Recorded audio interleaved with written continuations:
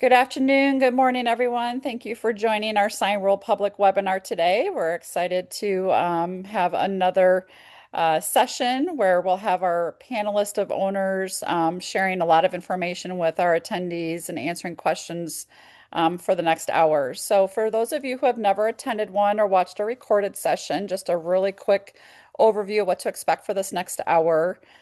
First, we're going to have each of our owners do a quick introduction about themselves, where they're located, a little bit about their businesses, their team, their location, and also maybe some of their former roles of what they did before they joined Sign World, and a little bit about like their top customers and projects they're working on. So you get a better understanding of a little bit of each of them.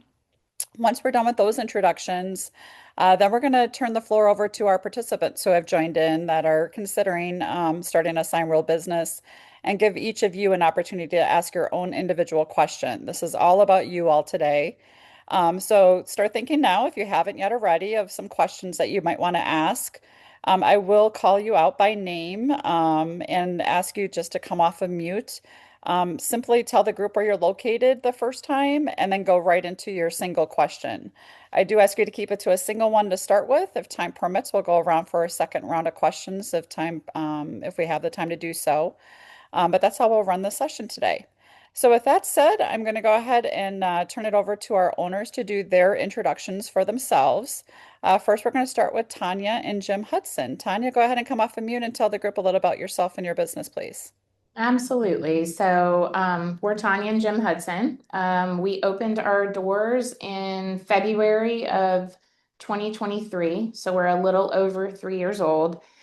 Our name of our business, you can hopefully see it behind me, is Paradise Signs and Graphics.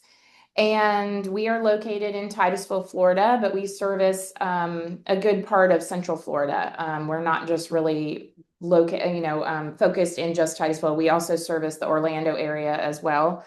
Our facility is about 4,000 square feet between the two sides that we have. We started out with about, I want to say it was 3,200, 3,400 square feet. And then we had the opportunity to expand to the space next door, probably a little sooner than we needed to, but we wanted to go ahead and get that space. So we have about 4,000 square feet. We have, in addition to myself and Jim, we have one full-time employee, one part-time employee that are W-2 employees, and then we have several that fill in as 1099 employees here and there as we need them. And in terms of I think I should be going through this whole list, right? The one that Sheree sent. Our sales projection for this year is somewhere between 575,000 and 600,000. We've increased, I'll say, steadily each year. Our first year we did 173,000, second year 383,000, and last year 463,000. So we're kind of, not wild swings up, but we're definitely notching it up as we go. Our biggest customer since we started is about actually a nonprofit that helps get people out of homelessness. And we do a lot of vehicles for them. And so we've done about $35,000 with them since we opened. The next behind them is a restaurant here. We did one project was about 30,000, and then behind that is a hospital organization, and we have done about 28.5 with them since we started. Let's see. Our background career, real quick. We were both in corporate America, as I think most Signworld owners probably were in some form of the corporate world. We worked for a natural gas company. My specialty was split between compliance and customer service, and Jim was in field operations and emergency response. Fantastic. Great overview. Thank you for that. All right, let's go to our next owner for an introduction, Mr. Don Conklin. Please come off of mute and tell the group about yourself. Yeah, my name is Don. Teresa and myself, my wife and myself opened the company 15 years ago. We started in 2,000 square feet. We're now in 12,500 square feet. We have dogs all over the place. We have 3 golden doodles that hang out here. We started with 2 employees. We're up to 22 employees now. We're going to do about 6.3 or 4 million dollars this year. My two youngest sons are the ones running the business right now. Teresa's semi-retired. I'm quasi-retired, I guess. I'm still in the office, so I'm the figurehead that they always look up to. Both Teresa and I were in telecom before this, and our largest customer is in the storage industry, and we do 110 of their locations across the country. So we design and build all the signs here in Atlanta, and we install signs all over the country with subcontractors, a lot of them being other Signworld owners. So Perfect. Thank you for that introduction. And to our third owner that will be on our panel today, Corbin, please come off of mute and give an introduction for yourself. Hello, sorry I'm late Okay. first. Better late than never. It is, yes. So Corbin Rowley, I'm the owner of Visibility Signs and Graphics. We're located in Utah. We have a 7,000 square foot facility that's here in Provo, Utah. And we have a couple sales offices, one in Salt Lake area and another one in Park City. We serve the entire state of Utah, so it's kind of fun to do it from here, from a central area. And then we've been in business. We just celebrated 5 years on April 1st. As I mentioned, the 7,000 square feet. We have 10 employees right now. I guess really it's 11. We have a project coordinator that's in the Philippines, and they are contractors, but they're kind of like family. So they help us with everything that we do. 2026 sales projections. So we did 2.1 million last year. We think we'll do about 2.3 this year. Our biggest customer, we do a lot of work for, as Don mentioned, he produces signs and ships them out. Well, one of our largest customers is a national sign company that has accounts with a large hospital in our area, and we've both produced and installed $500,000 worth of signs for them in the last 12 months. It's been a lot of fun, big signs. And then biggest project recently completed. So that's going to be one of our car washes. We have a car wash customer that's fairly local.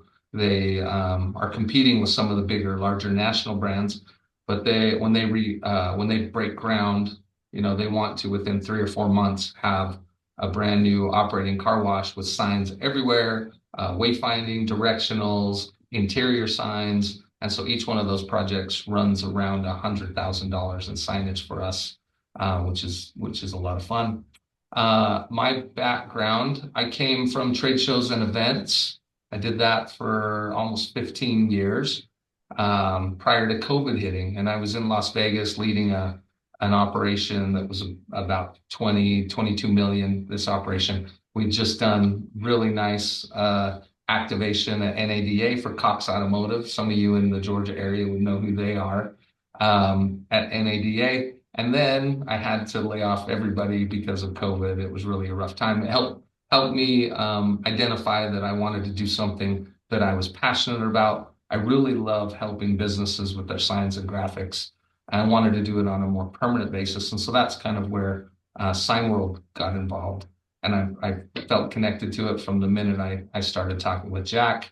Yeah, so that's my background and career, and I've been doing this for 5 years and still love it. Awesome. Awesome. Well, thank you for those introductions. All right, now we're going to turn the floor over to our participants to ask their questions for today. So again, I'll call you by name. So Bill, I have you on the top of my list here. If you can come off of mute and tell the group where you're located and go ahead with a question for the owners to answer today. Sure. Thanks so much, everyone, for having us here to ask you questions. I'm sure that folks in our situation. I live in the Philadelphia area, and I'm coming out of corporate America. So there's a lot of questions that obviously I have. So one of the big ones is about the transition from a regular paycheck in corporate world to owning your own business and everything like that. So you've all been in this business for different lengths of time. When did you first feel like business was generating enough to reliably cover your personal income needs? Okay, so I'm going to expand on that a little bit because there's always another Hmm. question that's very common, and that's when did the business expenses get covered by the business sales? So we Hmm. consider that cash positive, where you're not having to put more of your own money into the business to cover those business expenses. But let's add the second question of yours that you just asked, and that's, when were you able to start covering your personal expenses as well? Yeah. So I'm going to go back a little longer first. Ton, think back to the beginning. When were you cash positive and when could you start paying yourself a comparable salary to your corporate world? Cash positive second month, salary about 6 months, and I'm still not where I want to be. I want to be. I want to be. I want to be. I want to be pulling down Elon Musk dollars, and I'm not quite there yet. No, I would say within the first after 2 years, I was fairly comfortable with what we were pulling down as a salary. So, Okay. um, but yeah, 2 years. Okay, perfect. Corbin, how about you? Going back to the beginning, do you remember those numbers? Yeah, it was month 6 that I really got positive, and at the same time I started taking well, not a salary but a draw at that point, and so I was able to cover expenses at that point. Um, where I got well, and that was comfortable for me and my family, right? It's my wife Jennifer and I have 5 kids, and so when I started it, my oldest was 11, my youngest would have been 2 or 3. And so, as the sole breadwinner, right, I was needing to provide for not just myself, but yeah, for Jennifer and our 5 kids. And so, in month 6, I was able to start doing that again. Maybe not to exactly the level of what I was making in the corporate world, but the next year I did. And then we've exceeded that every year since. So for you, about year two-ish also. Yep. Okay, perfect. Tanya, how about you? Yeah, so I'd say, after year one, we did not have to continue to put any of our own personal money into the business. So the business was really generating everything it needed to function and run itself. Um, I will say, we've spent some, I'll call them discretionary dollars on community organizations that we've donated a lot of signs, we've donated funds, we have participated in such a way that isn't required necessarily to, I'd say, have the business be successful, but it's important to our customers and to our community. We're in a very unique intimate community here, and they value very much companies and organizations that give back. So we've done probably more of that than most people. So I haven't started paying myself yet. Jim doesn't really plan to take a salary ever. He has income that we're living on from a retirement and a pension, which is fantastic. So we kind of have, I'd say, a little more Wiggle um, room. yeah, we have a little bit more flexibility there. So I've really poured a lot into name recognition, getting, we're members of multiple chambers, we sponsor events, all kinds of things. So I think probably we would have been able to start drawing a salary last year if we did not do those things. But sometime this year, I will start taking a salary. Yeah, and you guys also have a larger space as a starting space than traditional owners too. So I think that goes into the or the formula too.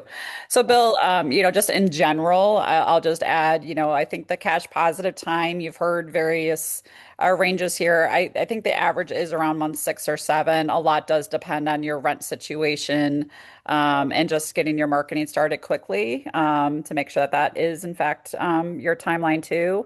And I do think the replacement of corporate income also is very traditional to be in either the second or third year. But it's also mindful to realize that you're also in tandem creating a value, an asset value. So it's not just the income that you're generating, it's also the asset value that you're creating too. And you need to look at the full picture together. But I think the owners gave a good reflection of what you're going to see generally across the community overall. But great question to start us off with today. All right, let's go to our next guest. Brian, if I can ask you to come off of mute, tell the group where you're located, and go ahead with a question for them to answer. Hi, good afternoon, everyone. Can you hear me? Sure can. Great. Yeah, I'm located in the Detroit metro area. Um, and I'm curious how involved in operations like each of you are, were in the beginning, are, and plan to be. Like are you all involved in the day-to-day operations? Have you hired managers? Like how do you see yourselves that playing out over time? Yeah, great question. It's definitely an active owner model. We don't allow semi-absentee to start with. But for you owners on the call, when you first started, obviously you were actively involved on a regular basis. How has that changed over time? Have you hired managers and do you see your role changing at all? I'm going to go with our youngest, Tanya, who I think is still in the thick of it and not even thinking about hiring a manager yet. But maybe that's Jim because Jim works for free for her. So who knows? I was going to say he's going to take this one. He's our COO, so he's going to take the operations I question. can tell you I'm heavily involved in our operations. It's because of who I am. It's not because it's necessary, but it's I'm a firm believer in you have to know your product if you want to sell your product. And if you are with it and you're putting it up and you're making it and you're watching your sign maker, your first hire is going to be your most important hire. I watched him forever and I could probably put a sign together myself now without any input from him. And that's a good thing. But I tell you, it's don't kid yourself. If you're anything that you want to be involved in your business, you will be heavily involved in it up front. And then you'll find someone that can take over that role a little bit, but you're still going to have your fingers and toes dabbling because you want to make sure that what you're putting out is your product. It's not the sign maker's product. It's Paradise Signs and Graphic, which is us. And we want to make sure that product goes out right and it's installed correctly and it's up to the customer satisfaction. So Love it. Love it. Corbin, how about you? I know you've got some management levels in your company. When did that happen? And talk about that a little bit. Sure, yeah, starting out and until I got my first employee. So Kara joined me in June. I opened in April and hired my first employee as a sign maker in June. And then we created very defined roles, right? I was to go out and get the customers and make sure that the money was coming in and that we managed it well. And Kara would make sure that the signs were being made, they were getting out, and we did share some things. And so that's kind of how you do it at the beginning. You're very much involved in all of the different steps, but as the owner, you have to run a business that an employee, you're bringing in that's hourly is not necessarily, going to be able to do that. As we grew, I added team members to the group as it made sense to, right? Another installer, a fabricator, bought a bucket truck and then became, able to install, bought a CNC machine and then became able to make our own dimensional signs. And that evolution kind of comes naturally as you learn what you're good at, what you enjoy, and what your customers need, right? What the demand is for it. Once we got to about 5 employees, that's when I promoted my first manager. And I started hiring separate salespeople as well. Today, I have 2 managers plus myself. We serve as the leadership team of the company. And we're looking to grow. So I just interviewed a potential sales manager, somebody who would, help take us from, where we are to that next plateau. Yeah. Okay, very good. And Don, I love this question for you. So, go back to the beginning. You're not as actively involved today. You can certainly feel free to share how much you think you work these days, but go back to when did you start? I know you brought your sons in, their managers, but talk about that evolution for yourself and when that happened. Well, I can't design a sign, I can't make a sign, and I can't install a sign. And I'll never learn how to do that because I hire people that know how to do that. I have Mhm. one job in this company, and that is to bring revenue in the door. And as an owner, that is really your number one responsibility when you're starting out the company, right? Because until you get the revenue flow going and you get customers established, then you've got nothing. Um, so from an operation standpoint, I was out at 8 networking meetings a week. I was out drumming up business. I was out establishing the brand. Of course, I was managing the books. I'm the CFO as well, moving money around and stuff like that. But as far as actual getting my hands wet or hands dirty and stuff like that, I left that to the other people because they had me to sell and they joke at that I don't know how to do it. And I said, but I'm the only one at that point in time that was selling. I said, you want me on that wall. You need me on that wall. So, and I, I still have my customer base.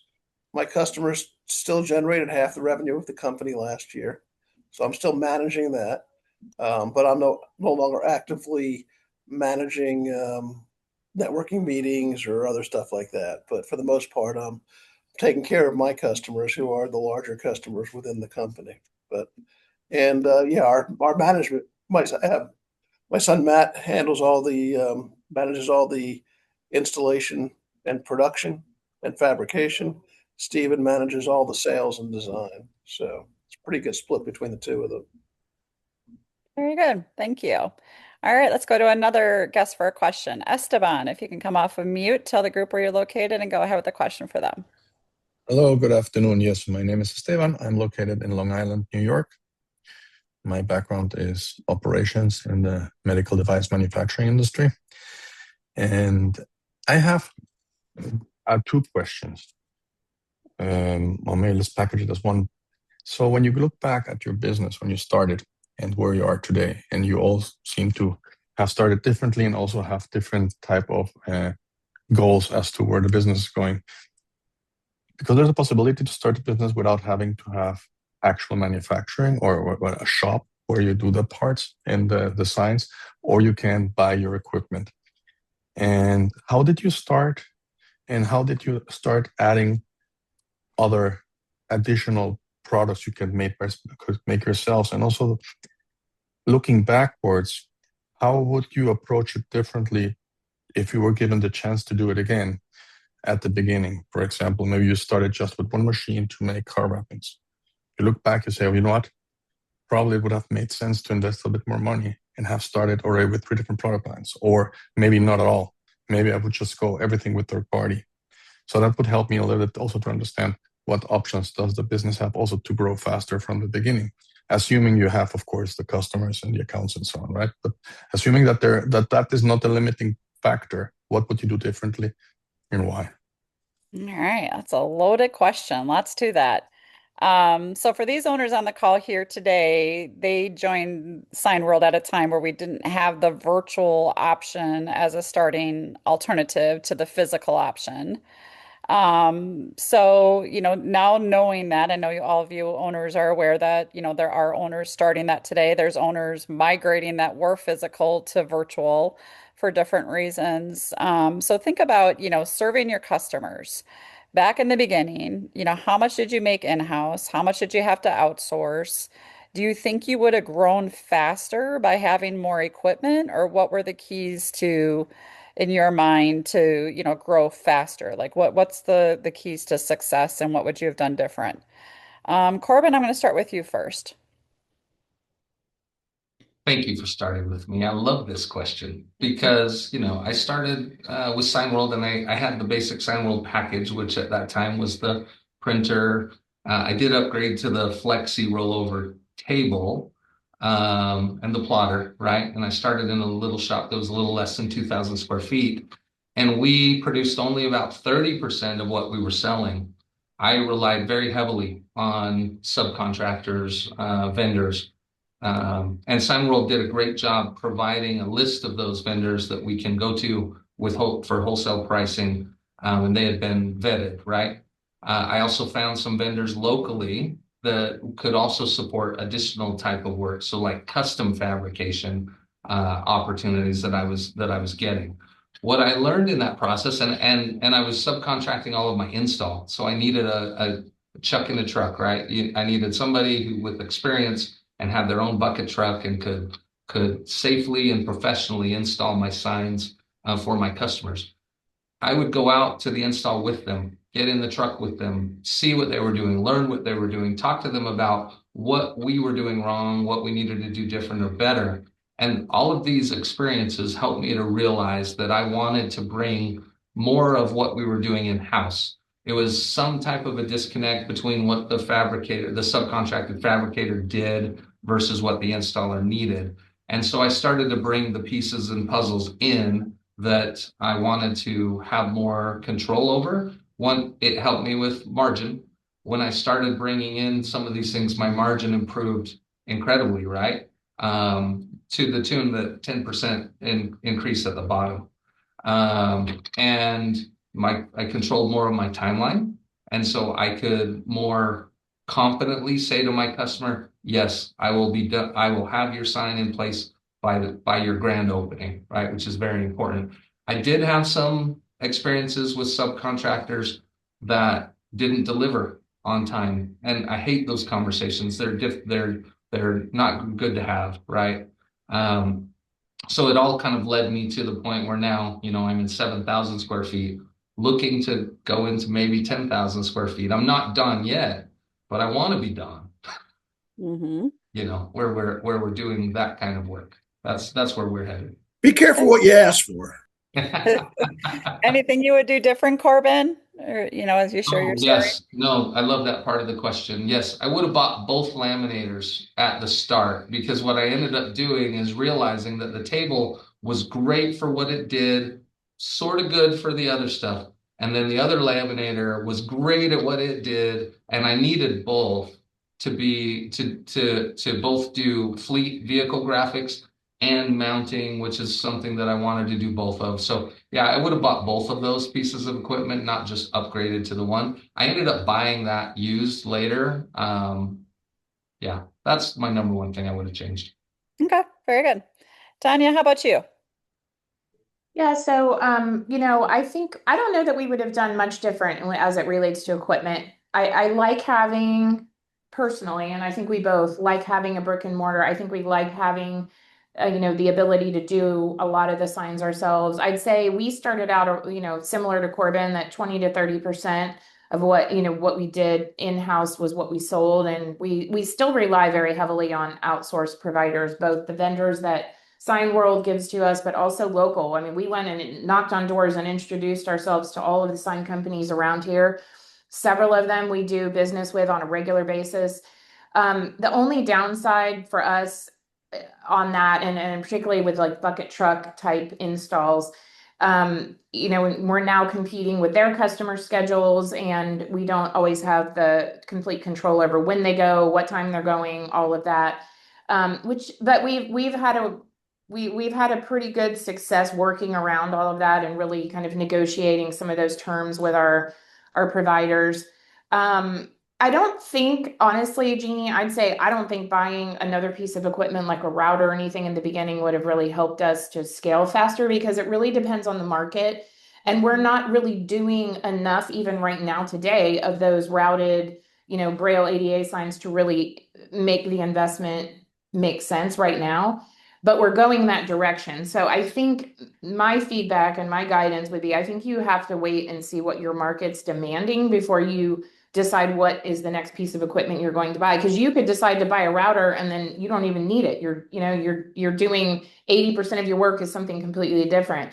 That's just my feedback. I don't know, Jim, if you have anything. The only thing I would agree with what Corbin said, we bought the flat table. It's great for what it does, but it does have its limits. And we have had to outsource because of needing full laminate on more than 10 feet, right?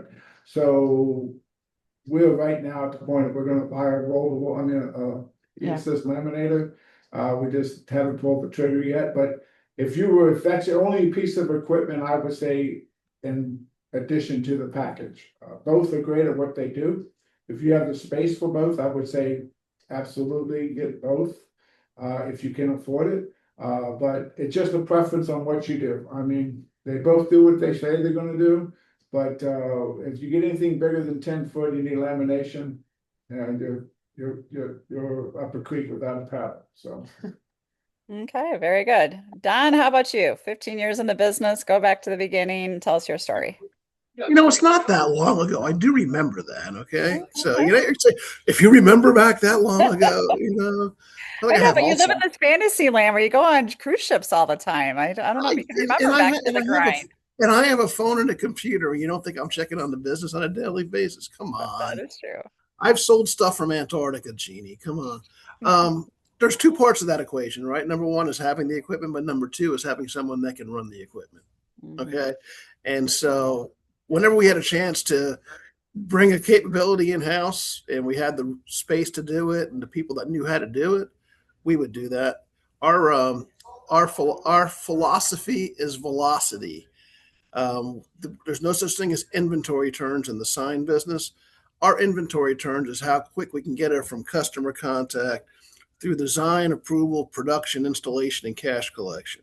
The quicker we can turn that cycle, the quicker we can generate cash for ourselves. And by having the means of production here in house, we can turn that quicker. Okay. But again, the issue is having the space to do it and then also having the people that are able to do it for you. And so it gives you flexibility, right? We win. We're definitely not the lowest price vendor out there. We're probably mid to high priced, but we can produce stuff at in half the time most of our competitors can do it because we have the means of production in house and we can prioritize what we're doing. So All right, very good. Great responses there. Let's go to our next participant for a question. James, if you can come off of mute, tell the group where you're located and go ahead with a question for them today. Yeah. Hello, everyone. My name is James. Background is in engineering and operations and utility services. I'm in the Akron-Canton territory for Northeast Ohio, and I have kind of a three-part question. And it's not all fully affiliated, but I think it gives a good insight into some of the areas I'm looking to get some more information from everyone. For everyone, I was looking to see any experiences you've had with in terms of inventory management and or issues, materials, that kind of thing, or systems like a CRM system that you utilize for that. The other question I had for everyone would be employment in terms of turnover. Have you seen any serious issues with that? And then the last one I had was just for Tanya, because ultimately you did say you're in like a relatively smaller market compared to some of the other two folks here. And I know you said you expanded into Orlando, but looking to see where your projection and growth in that area was. Would you like Trifecta question here. I All right. apologize. It was a lot. No, it's all good, and they're all good questions. So, employee turnover, systems that you're using for inventory management just to run your business, and then growth. Like, where do you see the growth opportunities in your business? Tanya, let's go ahead and start with you first. Sure. In terms of inventory management, we really don't keep a lot of inventory. I mean, we order materials when we need them for the signs we need to create or make. It's not something where we have like a ton. I mean, we have some vinyl we keep on, on hand and some substrates, but it's really not, quote, an inventory where we really have to manage it. If we see a deal on Max Metal, we'll buy it and we have it here and we know we have it if we need to make something, but it's not something where we buy a ton and just have it in inventory. So we don't really have an inventory management system. And we really don't also have a CRM, a true CRM. We're utilizing several systems kind of together to create a CRM, but we utilize Corebridge as our main estimating tool. And that houses all of our customer data and customer information. We also utilize the free version of Trello for work, production management and incoming leads management. And then QuickBooks Online and email and so forth. We've evaluated a few different systems that kind of wrap all those together, and we're still looking at one that Signworld has brought forward to everyone within the group to consider. But we haven't pulled the trigger on that yet. So we haven't invested, I'd say, in a true kind of tip to tail CRM package, but we also don't necessarily feel like we're missing customers because of that. I think as we grow, we're going to have to look at a system like Striven or something else. There's lots of them out there that other owners are using, but right now we're just using the core systems that we signed up with in the beginning. In terms of turnover, we still have our first sign maker. He's fantastic. We've had him since day one. He was with us when we opened. He's wonderful. We don't have any, we're very, very lucky. I'm going to knock on wood right now. I've heard some stories of other owners who've had some challenges, but he is just fantastic. And he's the first one we found, and he's wonderful. So we've been very lucky there. Our other employee is our daughter-in-law, and she's our office manager, and we've not had any issues with her either, which is fantastic. In terms of the market, we started out really targeting Orlando just because we knew that was a bigger market. So honestly, we've actually pulled back a little bit from Orlando and have focused more in the county that we're in as we've grown. It is a smaller community here, but we also have a lot of very large, not only governmental organizations. We're right by NASA, SpaceX is here, and Blue Origin, and all these very large aerospace companies. But what we're really focusing on right now are the large construction companies. So the general contractors, I'm getting like crash courses in how to read blueprints, and the conference, Jeannie, in March was like a really good wake up call for me on this. So I'm really focusing our efforts more toward these large construction projects with new builds. So we've got, new grocery stores, new hotels, there's a lot of expansion in this county that we're in, a lot of growth. So we're really focusing more on those larger projects versus focusing Orlando. We actually have plenty of work right here in Brevard County that we can bid on. So we've actually, it's interesting. We sort of started out heavily advertising in Orlando, but have since kind of reined that back a little bit and are focusing more in the county that we reside, in terms of growth. And that's why I said it's really very market dependent. And it's hard to know what's going to catch on, or what are the things that are going to be the most demand until you actually get into the business and you start advertising and getting the calls that come in and going to networking meetings and figuring out what it is that your market really needs and wants. And that changes. It's not It a constant flow. It changes. You have to be able to change with the change. And that's one thing I've learned about this business, is that you have to be able to adapt. Sometimes adapt on the fly. And and that's like my old job, is you make the decision and you go with it, right? So and just a caveat, your first hire is going to be your most important hire. That's going to be the one person that's going to help you, because you don't know.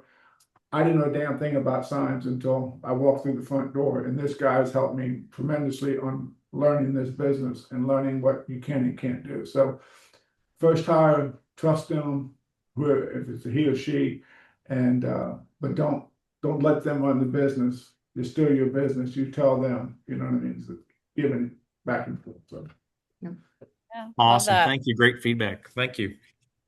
All right, let's go to Don for an answer to that trifecta. So Don, it was about employee turnover, opportunities for growth, and also thinking about systems and inventory management. We are just-in-time inventory on raw materials, so we don't have an inventory system. Although I walk around the office and see an awful lot of raw materials. I guess they're using it, so that's good. I still use CoreBridge as our main system. So CoreBridge, we can keep up with pretty much everything in it. We've thought and dabbled with other CRM systems. I know other people use Trello and stuff, but CoreBridge is just fine for us to manage our small little business here. In market opportunity, we have a very, detailed marketing plan in who our target market is. And it's quite frankly, as customers that want a turnkey operation, want to worry about their signs, and have lots and lots of locations that they need signs at. And we've been pretty well doing that. So one question I always get from Signworld owners in the business 1 or 2 years is, how do you get national customers?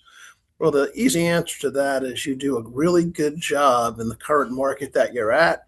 And then you find out if they have other locations, and you say, hey, I can do what I did for you in Beaufort, I can do for you in Los Angeles. Give me a chance. And that's how you expand. So it's a matter of just delivering on what you promised to give them. Our guarantee is we're going to do what we say we're going to do when we say we're going to do it at the price that we agree to do it at. So it's pretty simple. It's not rocket science, right? It's a pretty simple business. And then what about employee turnover? You have a lot of employees in your business Oh, today. we don't have any employees. They're all my sons. I have 20 sons now.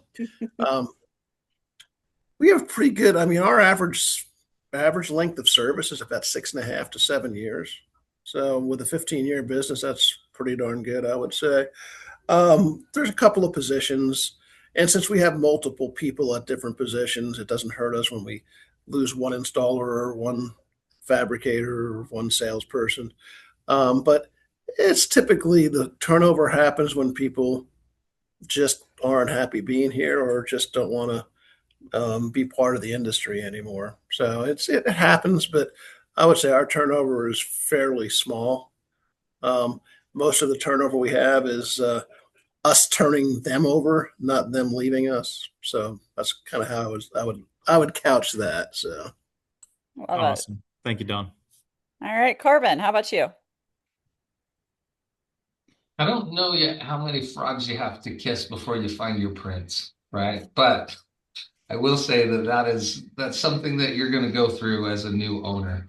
I was fortunate that my very first hire is still with me 5 years later, and she is our office manager. Her role has grown and developed as I've as a company has grown, and I've been able to utilize more of her strengths and her passion to do other things. And so right now she's leading a team of 3 people that's overseeing all of the project management in the company and also handling customer service and things like that. So yes, you do have to turn over people, and you as an owner need to you need to get very good at it. Yeah, you want to you want to fire them fast when you identify that they're not going to be a core value fit. How do you identify that? First, you have to set your core values, teach and talk about them and train them throughout the organization. Make sure that everybody knows that you're going to hire, fire, and reward based on those things. And then you start to attract people. And with your brand marketing, right? When you put out those job ads, you want to make sure that those are highlighted so that you start attracting the kind of people that care about the same things that you care about. And that's really an exciting part when you start to get people. And so the average length of time with me is around 2 years right now. So we've been fortunate to become much better at our hiring process, how we attract and retain our talent, how we coach and mentor that talent so that they can then demonstrate more their capabilities and grow into different opportunities and positions. So yeah, I would say just get really good at those 2 things, bringing in the people and moving quickly on those ones that need to go, because they're holding a position for somebody that's going to do a really great job for you. You have to get them in the door. Very good. Very good. All great responses. All right. Before we go to our next question, I'm going to have Sheree start playing some slides in the background. There's no audio to these. They're just going to kind of give you a highlight of the type of production that's considered in-house versus outsourced work, some of our owner profiles, and then kind of some very unique Hall of Fame type of work, not by size of project, but just unique, different examples. So those will be playing in the background while we continue with a few more questions. So our next participant, Nick, if you can come off of mute, tell the group where you're located and go ahead with your question for them today. Hi, thank you. Yeah, hi everybody. So my name's Nick. I'm up in actually Toronto, Canada. My background's in marketing, so excited about sort of jumping into something new. I'm glad actually Esteban asked a question about the virtual versus physical location, and Janine, I know you touched on that. That's one of the options I was looking at. I see both you guys, or all you guys on the call, are in a physical space. So talking about the original sort of equipment kit offering, and I know you guys touched on that already, which was very helpful. Thank you. And a little bit what the Paradise team was talking about the market. So I'll dive into that a little bit more, because obviously for me coming into it, it's new for me. So when you guys were starting out, and maybe actually even just the last couple of years, how long did you think it was before you guys sort of understood where you could play right away in your market and how much outsourcing you needed? And as it evolved, either how long did it take you to be comfortable, or did you find it was a product of you guys identifying a new market and getting the equipment because you wanted to go after it, or the market changed and you just had to react to be competitive? What was that balance like for you guys? All right. So thinking about in the beginning, how did you pursue your clients, or did you let them pursue you? And I think there's also like a training, like, you mentioned Nick never having experience in this industry. Like, how do you get to learn, and then how do you get to grow and become kind of experts of your craft, so to speak? Let's start with you first, Don. Talk about, what your thoughts are on this. You know, signage is an event-driven business. Okay, you can't cold call for signs. If a customer buys a new building, they need a sign on it. They buy a new vehicle, they need graphics on it. They're having a golf tournament, they need signs for the golf tournament, right? So you cannot go knock on doors to go ahead and get business in the sign business. Some people may disagree with me but that's what I've had. It wasn't worth my energy and time to be able to do that.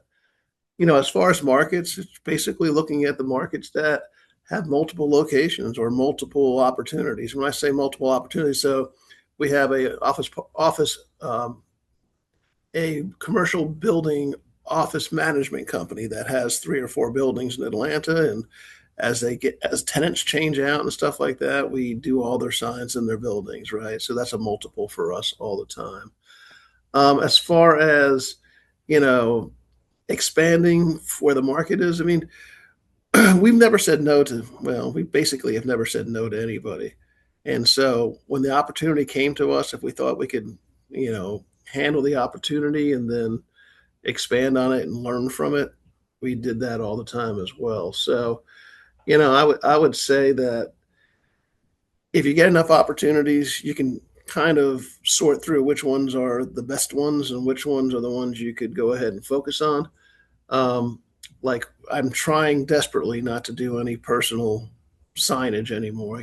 Like congratulations on a graduation sign, or a racing stripe on a Mustang or something like that. It's not our business. We're a commercial sign company for the most part, but you find out where your good is, where your sweet spot is, who your sweet spot is from a customer standpoint, and you kind of gravitate towards that. But I know a lot of people who think that because they're a great salesperson that they're going to be very successful. I mean, it's really about making relationships. And your advantage, all of our advantages, is you're a business person trying to open up a sign company.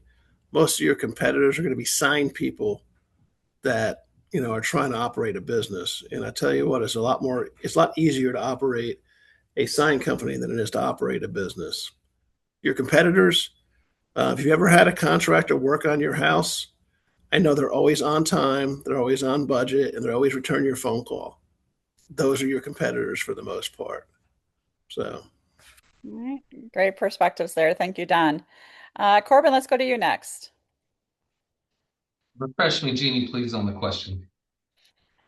So it's a variety of things in there. It was kind of talking about like where your growth opportunities are when you first got into the business. Like, how did you figure out how you wanted to market? How did you figure out what kind of customers you wanted to go after and how you wanted to grow your business over time? Like, just what's your thoughts about going back to the beginning and not Yeah. knowing anything?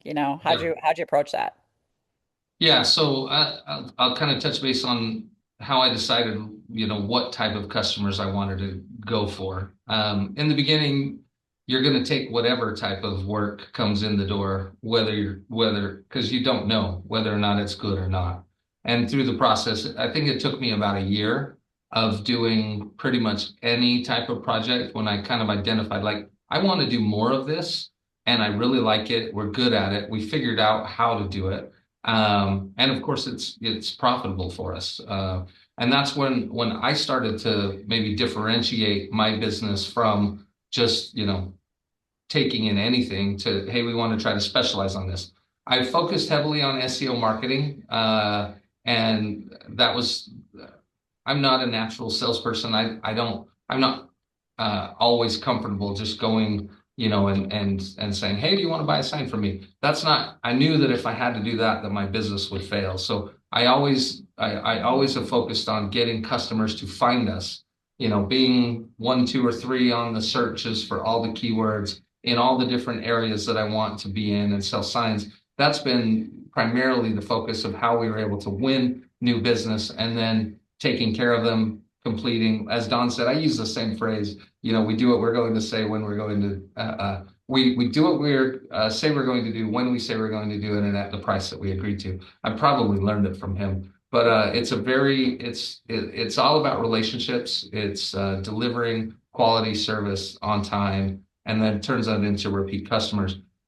For me, there was one other factor is if I felt like I could bring something new in-house and it kind of touches on my bit of entrepreneurial streak that I wanted to learn something new. And so I would buy the equipment, hire the person, learn how to do that so that we could do more and had more capabilities in-house.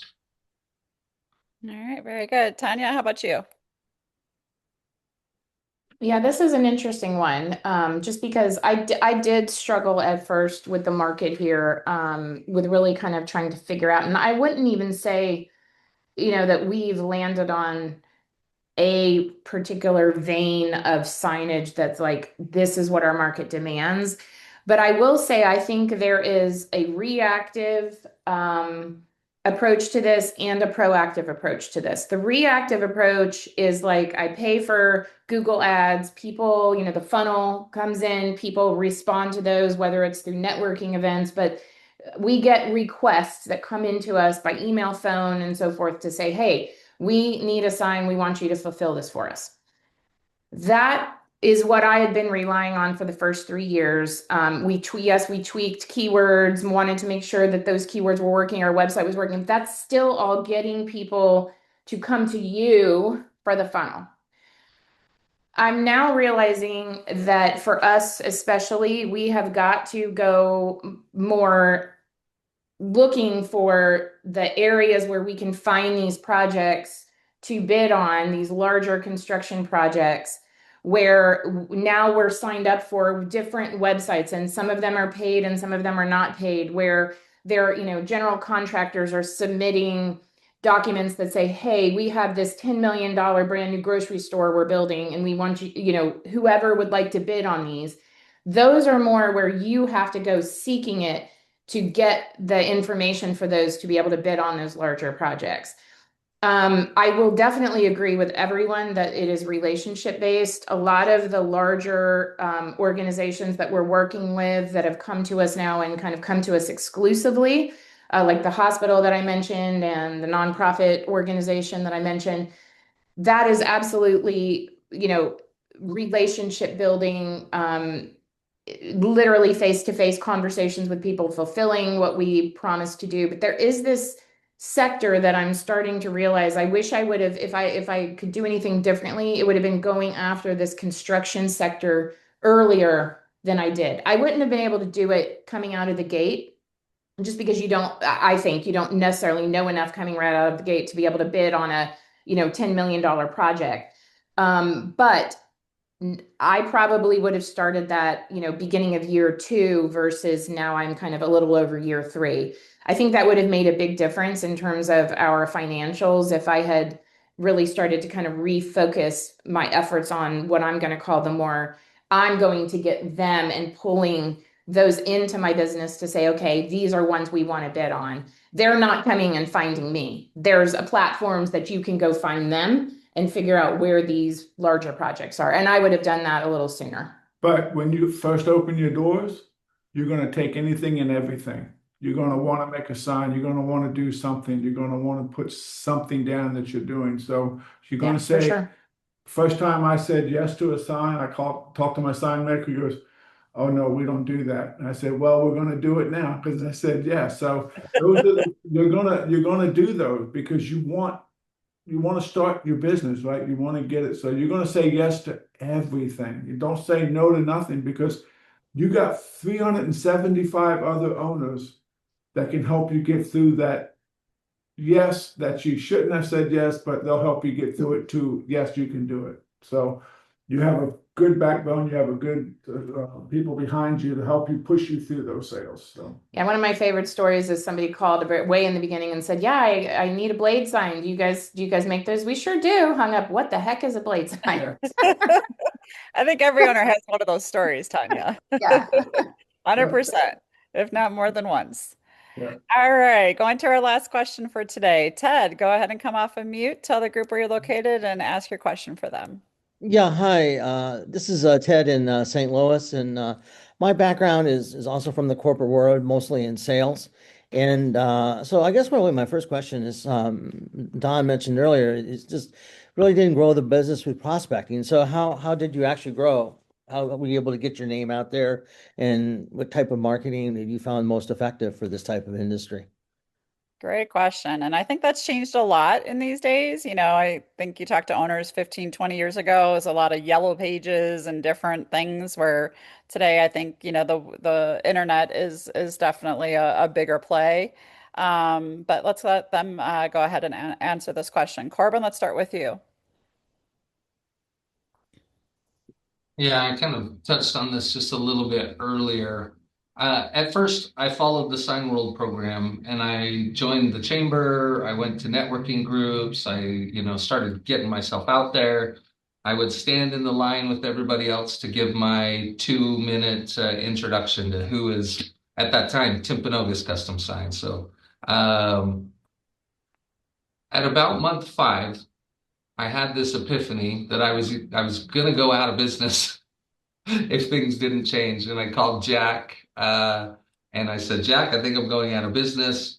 We had a really great conversation. We started meetings every Monday morning, I think at 7:30 a.m. And then Dan would meet with me on Wednesdays. And they were really just holding me accountable to some of the things that we agreed to do the week prior. And, in addition to really relying more heavily on faith and my Heavenly Father who wanted to bless me and my family, it really turned things around. And in that moment, I realized that for me personally, I needed to stop going to the networking events and I needed to double down on my digital marketing and my SEO. And that started to bring in 40 opportunities a month, right? 40 leads that I could then convert into customers. Not all of them, but a lot of them. And then as my business grew and I was able to spend a little more on my marketing, I opened up I bought another company and then I started using their marketing. And now we're getting 120 leads a month. We still generate most of our business that comes in from our website, our new business, and then we have the repeat business. So it does differ. I know there are some owners that get the majority of their business because they go out and they meet with people. And for me, that just wasn't the right model for me. So focus on what you're good at, what you love, what you're passionate about. And I think that it will come, right? Love it. Love it. Tanya, you've talked a little bit about, your story here through other questions that you've answered already. So it sounds like you do a combination of networking opportunities, obviously internet marketing, but now, like you said, you've also joined some of these boards to get these construction bid opportunities. But, back in the first year, like what'd you do to get your initial customers? If you're going back to that or what do you recommend, knowing Yeah. what works, what doesn't? For sure. I definitely recommend paid Google ads. If you have a good marketing company, that is going to generate most of your business the first, several months. So for sure, I think paid Google ads are really effective. Like I said, if you have the right marketing company. I love networking. I love the networking stuff. Like I love face-to-face stuff. So I lean very heavily into that. I don't know that you have to lean as heavily into it as I have because I'm a member of every single group there is known to man, and Jim's even part of a networking group as well. But again, my community here values that, and that is something that I enjoy. So I probably have tipped the scales maybe a little too excessively that way. But I love that. That brings me a lot of satisfaction and a lot of joy, and it gets my company's name out there in a different way than it would be out there. Like we're not just known for fulfilling sign orders and doing great signage. We're known as a community leader that gives back to the community on a regular basis. I serve on several boards. We host galas, like all kinds of things. And so that puts our name out there consistently so that a lot of these larger community leaders that are, not looking at paid ads, right? They're not Googling sign company near me. They're, the CEO of a hospital system. They're going to go with the relationships that they know and the companies that they feel are quality companies that are also good community stewards. And so that's what we're known as here. I mean, people talk about us all the time and the giving back that we do. And again, that's just our market. And this is my hometown too. So you have to like kind of take that into consideration as well. I grew up here. It's more to me than just growing my business. This is a way for us to be a part of this community in a more meaningful way than just living here and paying taxes. So I tend to lean very much into that side of it just because it brings me a lot of satisfaction. But it does also get me a lot of the larger clients that we have now is through those networking and chambers and BNI and everything else. Love it. Love it. So we've had diverse answers here. Corbin says SEO and Tanya's networking. Don, I'm going to flip it a little bit for you because you've been in business for so long and now you have the benefit of a lot of repeat and referral business. So talk a little bit about that. It's, yes, getting those customers in the beginning is important, but how does your dynamics change over time as you mature your business? Well, the key is to service your customers and service them well, right? Because so they'll refer you. So first part of the question, because I still remember 15 years ago, Jeannie. So just stop discounting. We actually had the internet 15 years ago. Okay. Um, Networking meetings and internet is where we got most of our stuff up front. Um, and also friends and family, because your people that may know other people that have businesses that may need your sign. So that's that. Today, 85% of our business is repeat. Mhm. Of the 15% that's new, half of that is referrals from our existing customers, and the other half is internet. So you're saying, well, that's a small percentage, but 8% of $6.5 million is still over $500,000 in new business off the internet. So, and we've really never done paid. I know a lot of people swear by pay per click and Google ads and stuff like that, and that's fine. We get enough business without having to do that. We have a good SEO guy locally that helps us out with that. Although he just found out that AI is eating all of us, a matter of fact, because AI is putting all of their results way above the fold. I have some analysis I may share with Dan after the fact, but um,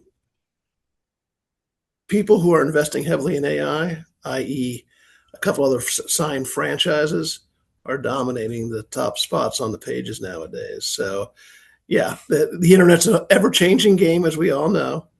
And it's a matter of finding good people that can take care of that for you. So, but yeah, I mean, if you continue to take care of your customers, they're going to tell their friends that, hey, you want a sign, go call Pinnacle Custom Signs. They'll take care of you. And I Love get that. calls on all 7 continents, and then I have to refer them back to Buford, Georgia. So There you go. There you go. All right. Well, I do see we're over the top of the hour, so let's go ahead and wrap up our session. First and foremost, Tanya and Jim, Don and Corbin, thank you so much for being our owners on our panel today. I appreciate you sharing your perspectives and insights. And to our guests who joined, thanks for participating and asking questions and further exploring this as a potential business for yourselves. Whoever you're working with on the corporate side, on our team, we look forward to the future conversations to help you continue to pave your way through this discovery process. So with that, I hope everybody has a great Wednesday. Appreciate you joining in today, and we'll talk to y'all soon. Thanks all. I got Appreciate